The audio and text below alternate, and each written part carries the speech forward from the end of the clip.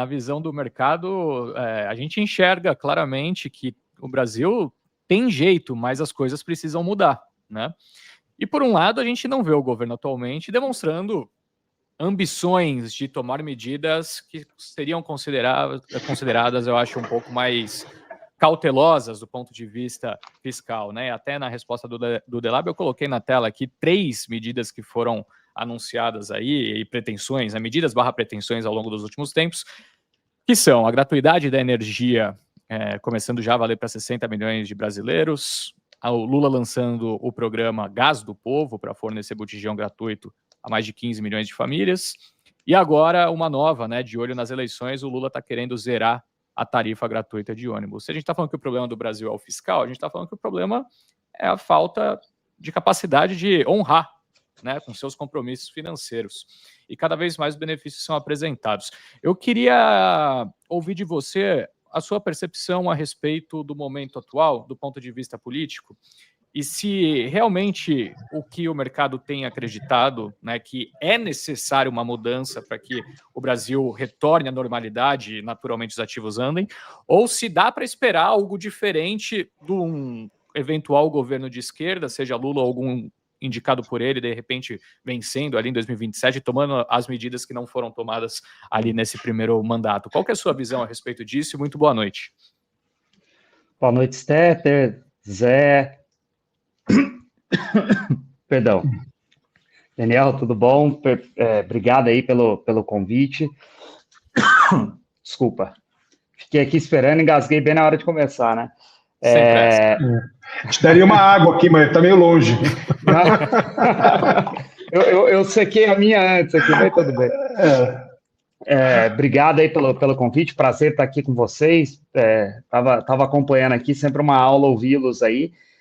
Eu acho que, assim, olhando aqui no espectro político, né, de toda essa discussão aqui, a gente falar agora de talvez tirar o pé em qualquer tipo de medida é completamente contraintuitivo, né? Acho que o modo eleições está acionado, a primeira foi engatada e o pé está lá no fundo no acelerador.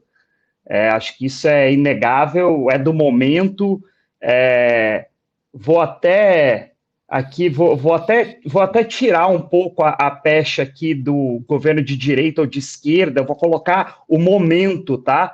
Eu acho que esse momento falta um ano para as eleições, né? Um pouquinho mais para cá, para lá, mas um ano para eleições é aquele momento realmente que o pé afunda no acelerador, e aí sim, aí vem a grande tese, né, da ciência política, da questão do incumbente ser tão forte, né? Um dos pilares é justamente ter a famosa máquina na mão para conseguir realmente colocar projetos assim em andamento e realmente pensar nisso aí. Eu sou de uma tese aqui, eu e nosso time aqui da Fato, que até vai um pouco na contramão de que muitos pensam aí, de que justamente essa questão do fiscal, né, o Delab até comentou, né, você tem ali um fiscal cada vez mais comprometido, até no sentido de prioridade dentro dos gastos obrigatórios, né? O gasto obrigatório ele já come ali toda a parcela, já não sobra nem o gasto ali, o não obrigatório, você já começa a ter uma dificuldade de todo aquele gasto comprometido acabar tomando conta do orçamento. E isso é um motivo de que muitos falam, a gente ouve bastante, não em Brasília, tá? Aqui em Brasília o discurso é um pouco diferente, vou trazer um pouco para vocês, mas nós aqui que estamos em contato direto com o mercado financeiro, justamente fazendo essa ponte, uma coisa que a gente já ouviu é que justamente esse desafio de 2027 estourar o fiscal talvez o gatilho para o Lula não ser candidato, justamente por não querer assumir um legado talvez danoso para a imagem dele, né? Não é a nossa teoria, tá? Pelo contrário, eu acho que essas medidas agora, elas reforçam que Lula é sim candidato, né? Tem outros sinais aqui que eu vou trazer também para vocês, mas a gente tem a tese muito firme aqui que Lula é sim candidato e será. E essa questão do 2027, a gente até estava conversando aqui com o pessoal recentemente e levantou essa bola, né? e a gente comentou assim, falar, cara, na verdade, na cabeça do presidente Lula hoje, falar que o problema do fiscal em 2027 é motivo para ele tirar o pé agora e sair de cena, né, para não ter um legado ruim, é quase como que o Ancelotti não querer participar, não querer ganhar as eliminatórias da Copa, porque daí na Copa vai tomar uma sacolada e aí vai ficar um legado ruim, sabe? Vai ficar uma imagem ruim. A gente até brincou nesse sentido de falar, cara, assim, sendo bem direto aqui, né? Assim, tô passando a cabeça de Brasília para vocês, mas, cara, vamos ganhar a eleição e lá para frente a gente vê. O país sempre veio em situação complexa, né? E aí eu não estou minimizando o tamanho do problema fiscal e nada disso, tá? Estou passando de novo a visão aqui para vocês. Mas, assim, claro, o poder é algo incrivelmente forte e supera a questão financeira na política, né? A questão, o poder é o que almejam, né? Todos almejam poder. O dinheiro é uma consequência, e aí se é lícito ou ilícito não cabe a nós discutir, né? Nem queremos, mas o poder, cara, é algo que realmente é top of mind de qualquer político, né? Então, a busca pelo poder é algo que ninguém quer abrir mão. E você tendo esse poder na mão, você não vai abrir mão dele, né? E aí eu já faço paralelo exatamente disso para a própria situação do Bolsonaro, né? Que naturalmente, aqui estou colocando bem entre aspas, mas naturalmente, se fosse ali uma tabelinha, né, um passo a passo de ser seguido ali, um roteiro de filme de sessão da tarde, Bolsonaro já teria saído, não vai dar para mim, vou passar a bola aqui para o outro. Mas olha a força que tem o poder, né? Óbvio, existem N outras questões, né, que envolvem, inclusive, na esfera criminal, que trazem essa amarra para Bolsonaro para realmente não passar essa bola. Mas só trazendo essa primeira visão. E só um parênteses pequeno aqui, desculpa me alongar, mas só um outro ponto. Existe uma questão também dessas medidas mais populistas, né, que também é uma trava para talvez uma esperança de não ocorrerem, que é o seguinte: primeiro é esse modo eleições ligado. Segundo, o modo eleições ligado não é só da presidência da República, é também do Congresso, né? Lembrando que ano que vem a gente elege, inclusive, 2/3 do Senado, né? Então você tem Senado e Câmara, e aí você coloca para jogo, inclusive com a força de redes sociais e tudo mais, você coloca, por exemplo, vamos discutir o Vale Gás, né? O botijão de gás. Vamos discutir o projeto na Câmara, no Senado, etc. e tal. Por mais que o político seja oposição, e obviamente ele não quer dar esse bônus, e sim criar um ônus para o governo, ao mesmo tempo que ele quer impedir esse bônus para o governo, ele cria um ônus para si próprio nesse momento. Ele acaba ficando com a pecha de ser o cara que barrou o fornecimento de gás gratuito, de botijão de gás para os mais pobres. E ele sabe disso, ele sabe que aquilo vai ser usado contra ele. E aí, de novo, eu volto no que eu falei. O poder é o top of mind, né? Ele quer ganhar a eleição, ele quer ser reeleito, ou ele quer eleger ali um político aliado para ter um cargo ali junto a ele, enfim.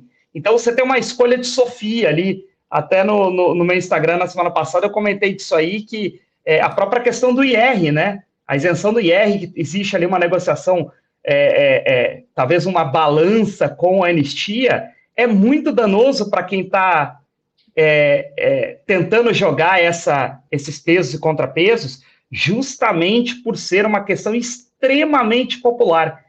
Então, a escolha de Sofia cara, ou eu vou contra o governo e seguro uma pauta importante para ele e prejudico ele, porém, eu posso também me prejudicar de e ficar marcado como aquele que votou contra. Então, é interessante esse momento, no sentido da análise, justamente por ter essas questões envolvendo poder na cabeça de todo o Congresso, e não só do Planalto. Não, super interessante a sua visão e concordo 100%, né? Ninguém quer ficar com essa mancha, ainda mais a um ano das eleições. Exato. E tendo em vista que o poder, no fim do dia, está boa parte na mão do Centrão, que são pessoas que estão todos os anos, ou todas as eleições, tentando, né, traduzir ali uma aproximação ao público, mostrar que é uma pessoa próxima do povo, né? Não tem uma pegada, por exemplo, sei lá, de um Novo da vida, que independentemente do cenário, eu vou aqui trazer minha análise econômica e tomar a decisão. Então, é uma questão social importante, né? Eu queria aproveitar até e hoje com rede social, desculpa te interromper, acho que hoje com a rede social, né, assim, um pouco clichê aqui o que eu vou falar, mas antes você tinha esse poder de manejo, né? Cara, eu vou lá, eu vou no bairro, eu aperto a mão e falo o que faço, o que fiz, e vida que segue. Na minha propaganda na TV e na rádio eu falo o que fiz, eu prometo, eu falo que prometi aquilo e cumpri, eu falo que eu não cumpri por culpa do outro, e é isso. Né? Ninguém vai acessar o sistema de Brasília para entender as votações, não existia, né, essa abertura de informações, né, a nível popular, e hoje existe. Então, esse receio realmente se tornou realidade. Mas desculpa te interromper aí, você ia levantar um outro ponto, Stetter. Não, imagina, faz total sentido. Eu queria escutar um pouco mais a respeito desse cenário político atual. Você que fica aí em Brasília, a gente escuta muito aqui né, acho que nós três estamos em São Paulo, a gente escuta muito dos embates, as 1001 pautas que estão em discussão nesse momento, principalmente as questões institucionais / eleitorais. Mas eu queria que você trouxesse para a gente uma espécie de panorama de Brasília atual. Assim, se você tivesse que descrever as coisas mais importantes que estão acontecendo, obviamente de forma, né, de certa maneira, resumida, porque senão a gente vai ficar 7 horas falando sobre esse assunto, mas como está Brasília segunda-feira, dia 15 de setembro, depois da condenação do Bolsonaro, e com o mercado financeiro inteiro torcendo, de certa maneira, para que a candidatura de Tarcísio de Freitas realmente ocorra. A grande verdade é essa, né? O mercado está olhando o Tarcísio como o salvador da pátria nessa situação fiscal. A verdade é essa. Tem uma defasagem entre as expectativas, a esperança do mercado financeiro e a realidade de Brasília? Cara, desculpa, a gente até brincou aqui antes, né, que, não sei se eu não vou jogar água no chope aí da turma, mas, enfim... a minha aguinha aqui acabou, mas a água do chope realmente acho que eu vou jogar, porque existe sim uma diferença, tá? E aqui eu tô trazendo para vocês aqui o que a gente vê em Brasília, o que a gente acompanha aqui do cenário realmente político, e naturalmente, assim, o mercado trabalha com as expectativas casadas com o famoso wishful thinking, né? Assim, eu estou tentando criar ali os caminhos para que isso seja favorável e aquilo se encaixa naquele personagem. Acho que o caminho leva para que isso seja Tarcísio, né? Existe uma conexão, né? De novo, não um desejo aleatório, né? Justamente por isso é um wishful thinking, né? Sim. Isso não é de forma alguma uma ilusão ou alguma coisa assim, mas é uma conexão ali de desejo com possíveis realidades, mas essas possíveis realidades nem sempre se conectam com Brasília. Você perguntou, né, cara, como é que tá hoje, né? A gente se falou ali mais cedo, hoje já era um cenário completamente diferente. Se a gente tivesse fazendo esse papo aqui pela manhã, acho que a gente ia ter que fazer até uma errata, porque teve muita mudança no dia de hoje. E aí eu vou começar aqui falando do próprio Tarcísio, que dá para casar com a questão da anistia. E aí, depois, na sequência, eu já falo dessa passada de bastão ou não de Jair Bolsonaro, né? A anistia, a gente já tem aí, desde a semana passada, a gente já tem um cenário bastante consolidado, assim, digamos, de o que realmente poderia passar e que teria capacidade de haver articulação, negociação e aprovação, seria a famosa anistia light, né? O que é anistia light? Basicamente é uma anistia que de anistia não tem nada. Na verdade, é uma negociação para redução de penas dos condenados de 8 de janeiro, e aí algumas discussões se contempla X, Y, Z, enfim.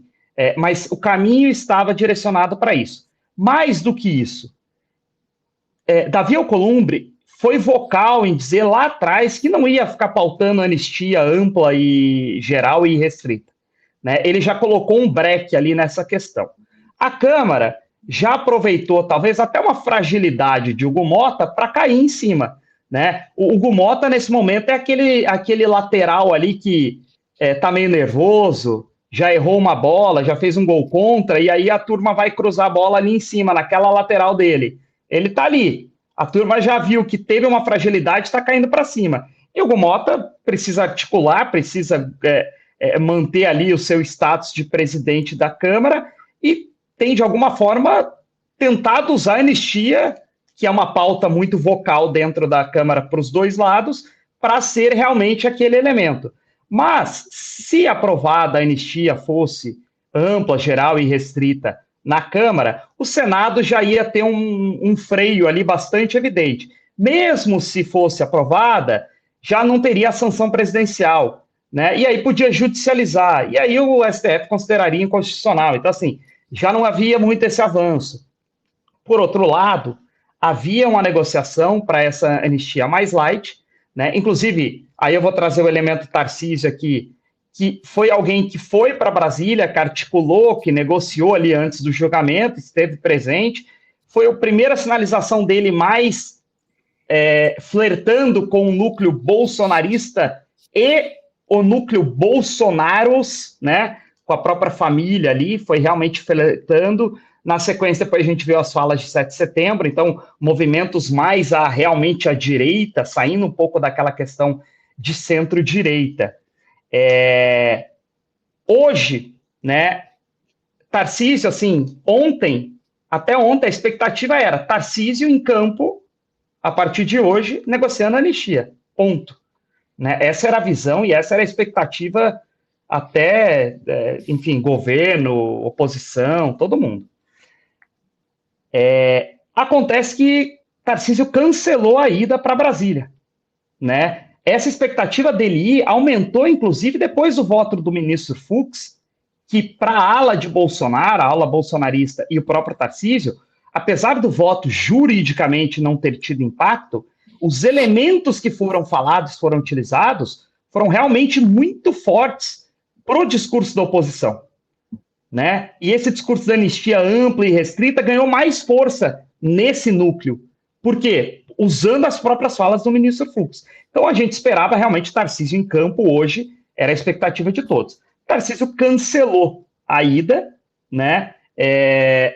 E aí a gente começou a investigar, falou com a assessoria do Tarcísio, fala com um, fala com o outro, então passamos algum tempo ali. A justificativa oficial: Tarcísio não quis queimar uma viagem a Brasília sem antes ter o aval para uma nova visita a Jair Bolsonaro, uma autorização pelo ministro Alexandre de Moraes, para visitar Bolsonaro na prisão domiciliar, né? E aproveitaria para articular a anistia. Essa foi a justificativa oficial, vinda inclusive da assessoria do próprio Tarcísio ali, que a gente conseguiu conversar ao longo do dia. Porém, aí eu vou trazer aqui uma pimenta para a história, de outros dois elementos que são bastante chamativos, que podem ter impactado politicamente isso aí. Primeiro, ontem saiu uma pesquisa que mostrava que 54% dos entrevistados eram contra a anistia e só 39% a favor. Só não, deixa eu até me corrigir, até um número alto, considerando pesquisas em geral ali, né? Não tô diminuindo esse número, não. Mas, enfim, a maioria era contra, isso que eu quero trazer aqui para vocês. E Tarcísio, aqui faltou talvez até uma questão de articulação dele. Ele se planejou para conversar com o Hugo Motta, né? O que aconteceu à tarde? O Hugo Motta foi conversar com o presidente Lula. Quem receberia Tarcísio aqui? Alcolumbre não quer papo, já falou que não vai pautar anistia ampla e restrita, né? Ampla, geral e restrita. Sobrou para ser recebido pelo Sóstenes Cavalcante. Mas, enfim, cara, assim, vim para Brasília, num momento desse, para ser recebido pelo Sóstenes, é a mesma coisa de, cara, fazer uma reserva com um mês de antecedência para eu jantar com a minha mãe, cara. Tipo, não faz sentido, você entendeu? Porra, mas não FaceTime, né? Não precisa de tudo isso. Né? Exato, porra, liga lá, fala, mãe, tô indo aí, tô chegando, abre o portão, né? Então, assim, ficou uma coisa meio estranha, sabe? Ficou um negócio meio quadrado ali. Então, Tarcísio acabou, enfim, cancelando essa ida. De novo, o motivo oficial foi aquele, mas tô colocando essa pimenta aí para vocês nesses dois pontos aí. Agora, do lado do presidente da República e do próprio PT, eles já assumiram Lula como Tarcísio como o adversário. Tá? Eles já assumem por quê? Você fala, cara, Tarcísio é desconhecido. Os caras estão dando visibilidade pro cara, né? É aquela coisa, fale mal, mas fale de mim, né?